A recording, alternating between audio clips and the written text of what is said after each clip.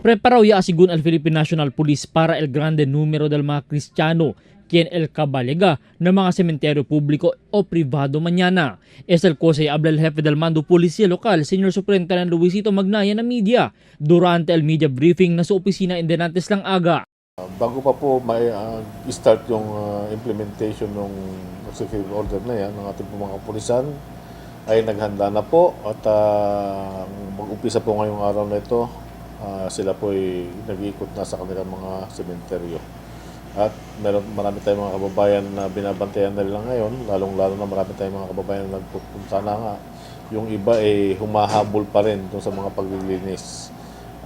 Pero meron tayong mga pinatutupad na sa iba't ibang sementeryo natin na bawal na po magpasok, lalong-lalo na mga instrument na sabihin natin makakasakit. Estaba pa asigunya manronsyada si Magnaya ng mga sementeryo, mayoriya na sentro del pueblo, para personalmente pwedeng mira con el mga lugar.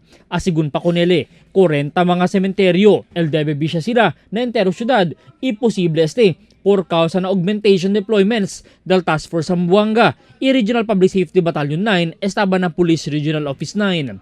Asigun pa kon Magnaye, ya deklara sila full alert status desde heightened alert, siendo tiene también operasyon el militar na solo este tiempo.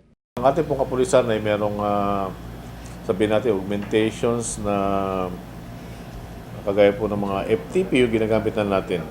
Iaklara también si Magnaye que sila ba man sila mga bagpacks, el checkya lang sila kung este, que posible causa largo pila na entrance del mga sementeryo. Noong una, pinapatupad nga natin na sa lahat ng mga activities dito sa ating syudad.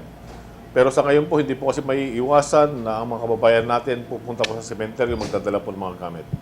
Kaya po ang ating habilin sa ating mga kapulisan na nakatalaga sa mga, o matatalaga sa mga sementeryo, ay i-check pong maigi.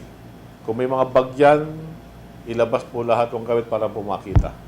Tari itira el otoridad que prohibido el levada del mga bolo o kutsilyo, mga las cosas tomada, o gambling materials adentro sementeryo. Si insiste asigun, pwede sila hindi man na entra con el mga persona. Albert Luna, Dateline Zamboanga.